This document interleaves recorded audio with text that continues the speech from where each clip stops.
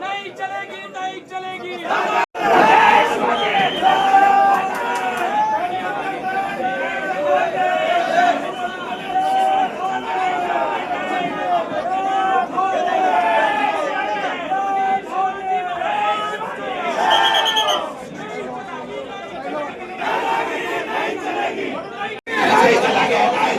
दादागिरी नहीं चलेगी। डॉक्टर बाबासाहेब आंबेडकरांचा, डॉक्टर बाबासाहेब आंबेडकरांचा विजय असो।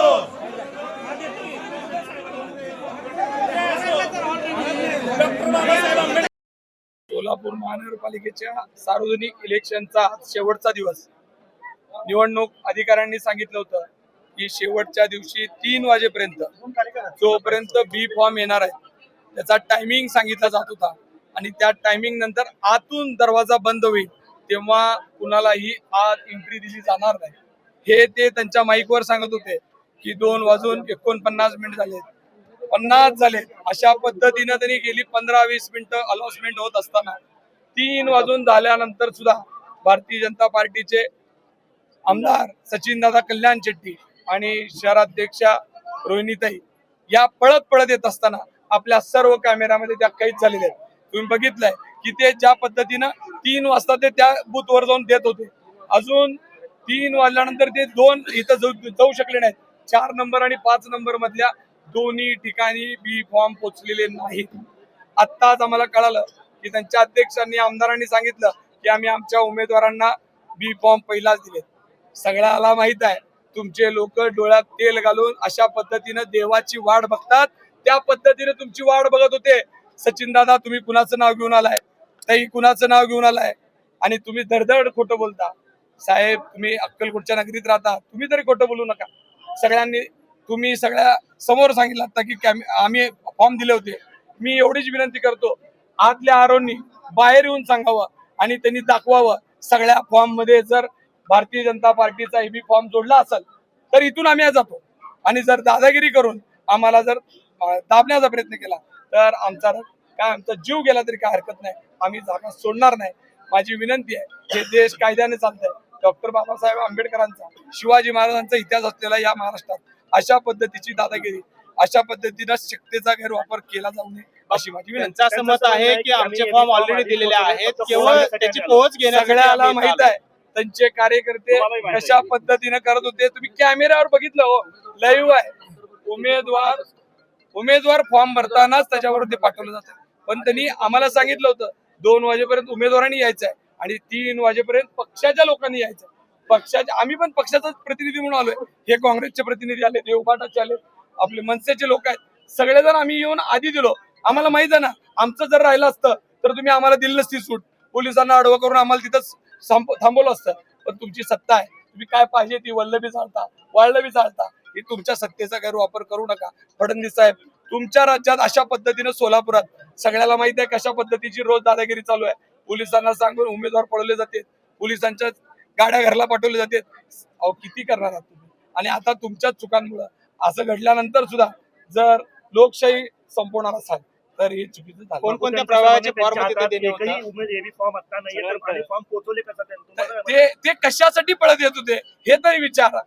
ते पळत येताना सगळ्या बूथ मध्ये जात असताना तुमच्या शूटिंग आहेत, सगळ्यांकडे लाईव्ह आहे. कित्येक लोकांना त्यांनी तिथं जेव्हा एबी फॉर्म दिलाय त्यावेळेस त्यांचा टायमिंग तिथं दर्ज झालाय. एबी फॉर्म द्यायची पद्धत असते. एबी फॉर्म दिल्यानंतर आरो टायमिंग लिहून देतात. उमेदवार जेव्हा नामनिर्देशन पत्र देत आहे तेव्हा त्यांनी तारीख आणि वेळ मिनिटावर लिहून देतात. मग त्यांनी त्यांचं तिथं लिहिलेलं आहे की ते त्या केंद्रात किती वाजता दिले. त्यानंतर ते पळत येताना आपण बघितलं. या ह्याच्यात जर नोंद आहे, मला माहित आहे तिथं आत कॅमेरा चालू आहे. तुम्ही फक्त या लाईव्ह शूटिंग घ्या. आतली आरोनच्या टेबलवर ज्या सरकारी कॅमेरा चालू आहे त्याची शूटिंग घ्या. माझी विनंती आहे महाराष्ट्रात सगळीकडे या सगळ्या गोष्टींचा परिणाम होत असेल. माझी विनंती आहे निवडणूक आयोग 15 तारखेपर्यंत कमीत कमी तरी कायद्याचं राज्य ठेवा. कायद्याचं राज्यच राहिलं नाही तर या लोकशाहीमध्ये कोण विश्वास ठेवणार. ज्या लोकांना अपक्ष लढायचं आहे, त्यांच्या मागे कोणताही पक्ष नाही, अशा लोकांसाठी कोण उभं राहणार आहे? तर माझी विनंती आहे की सत्तेचा वापर भारतीय जनता पार्टीनं करू नये एवढं सांग. बापू, आता पुढची भूमिका काय असणार तुमची? जोपर्यंत आतले आरोप बाहेर येऊन आम्हाला सांगत नाहीत की जी घडलेली घटना काय, कायद्यामध्ये या सगळ्या गोष्टीची तरतूद काय, जोपर्यंत ते आम्हाला सांगणार नाही तोपर्यंत आम्ही जाणार नाही. रात्रीचा दिवस जाऊ दे, उद्याचा दिवस उजळू दे, आतल्या आरोपी बाहेर यावं. त्यांचं कामकाज त्यांनी कधी वाजेपर्यंत करायचं करू दे. त्यांचं काम पूर्ण झाल्यावर ते आतला दरवाजा उघडणार आहेत. दरवाजा बाहेरनं कुणी लावलेला नाही आहे, दरवाजा आतून बंद आहे. आतून दरवाजा बंद असेल तर आतूनच उघडला पाहिजे, पण त्यांना फोन करून त्यांना प्रेशर करून जर दरवाजा उघडायला लावत असताल तर हे महाराष्ट्रात कुणी खपून घेणार. 3 वाजल्यानंतर भारतीय जनता पार्टीचे एबी फॉर्म स्वीकारले जात आहेत. याच्या विरोधामध्ये आमचे अध्यक्ष त्या ठिकाणी लढतायत. निवडणुका जर खऱ्या अर्थानं पारदर्शी घ्यायचा असेल, सत्तेचा दुरुपयोग करायचा नसेल तर 3 नंतर कुठल्याही राजकीय पक्षाचा एबी फॉर्म घेऊ नये अशी विनंती मी आपल्या माध्यमातून माननीय आयुक्तांना करतो. काय नेमकी परिस्थिती? एबी फॉर्म घेतले गेले असं नाही. आम्ही काल निवडणूक आयोगाला अधिकाऱ्यांना भेटलो होतो. त्यांनी आम्हाला सांगितले की 3 वाजता माझ्या दरवाजे आत जे असतील त्यांचीच आम्ही अर्ज घेणार किंवा काय डॉक्युमेंट घेणार. परंतु 3 वाजून 2 मिनिटानंतर भारतीय जनता पक्षाचे आमदार व अध्यक्ष आले, त्यामुळे त्यांचे एबी फॉर्म स्वीकृत करता येत, नियमानुसार करताच येत नाहीत. त्यामुळे जे चालू आहे ते नियमानुसार चालू आहे. शासनाने त्यांच्यावर कोणताही दबाव आणू नये. हे फॉर्म रद्दबातल झालेल्या संदर्भात आता सध्या भारतीय जनता पार्टीची सत्ता आहे. अजितदादा आपण सत्तेत आहात. हे सर्व गोष्टी होत असताना दुपारी 3 नंतर हे फॉर्म स्वीकारले गेले नाहीत, रद्दबातलच्या प्रोसेसमध्ये आहेत. तरीही जर काय घडामोडी घडल्या तर आपली स्टँड बाय ओव्हेशन काय झालं? फॉर्म अधिकारी आम्हाला स्वीकारत नाही म्हणून सांगितलेत, पण जेणेकरून फॉर्म स्वीकारले तरी आम्ही आमच्या वरिष्ठ नेत्यांना सांगून काय निर्णय घ्यायचा ते ठरवू. हे बघा, संपूर्ण देश आणि हा महाराष्ट्र हा विश्वरत्न डॉक्टर बाबासाहेब आंबेडकरांनी दिलेल्या संविधानावर हा देश चालतो. प्रत्येक सामान्यापासून श्रीमंतापर्यंत सगळ्याला नियम हा सारखाच आहे. परंतु भारतीय जनता पार्टी सत्तेवर आल्यापासून ते एकाधिकारशाहीने ते वागत आहेत, हिटलरशाही पद्धतीने ते कायद्याचा वापर करत आहेत. आज त्याचाच प्रकार हा सोलापूर महानगरपालिकेच्या उमेदवाराच्या आजच्या लास्ट दिवशी त्या ठिकाणी घडला गेला. प्रत्येक इच्छुक उमेदवारांनी नामनिर्देशन पत्र भरण्यासाठी सकाळी 8 वाजल्यापासून हे सगळे लोक रांगेत उभे राहून दुपारी 3 वाजेपर्यंत सगळ्यांनी आपापलं काम करून घेतलेलं आहे. परंतु भारतीय जनता पार्टीच्या शहराध्यक्षांनी, भारतीय जनता पार्टीच्या आमदारांनी त्यांना एबी फॉर्म घेऊन येण्यास त्या ठिकाणी विलंब झाला. 3च्या नंतर 1 मिनिट असू दे किंवा 2 मिनिट असू दे, तिथं जर विलंब झाला असेल तर भारतीय जनता पार्टीच्या ज्या लोकांनी त्या ठिकाणी उमेदवारी त्या ठिकाणी अर्ज भरला होता आणि त्याच्यावर भारतीय जनता पार्टीच्या बाबतीमध्ये त्यांनी टिकमार केली होती आणि त्यांना जर त्या ठिकाणी जर एबी फॉर्म मिळाला नसेल तर ते सगळे उमेदवार त्या ठिकाणी रद्दबातल होतात असा डॉक्टर बाबासाहेब आंबेडकरांचा कायदा सांगतो. परंतु ह्या सोलापूर महानगरपालिकेचे सन्माननीय आयुक्त असतील, निवडणूक अधिकारी असतील, या लोकांनी त्या ठिकाणी कोणत्याही दबावाला बळी न पडता त्या ठिकाणी डॉक्टर बाबासाहेब आंबेडकरांचं पेन हातामध्ये घेऊन सर्वसामान्यांना न्याय देण्याचं काम त्यांनी करावं. आज तशा पद्धतीची कसोटी संपूर्ण शहर बघण्यासाठी इच्छुक आहे.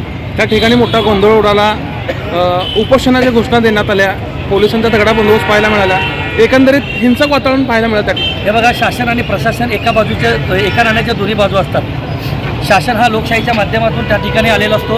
प्रशासन हा नेहमीच कायमस्वरूपी त्या खुर्चीवर सामान्य जनतेला न्याय देण्याचं काम करत असतो.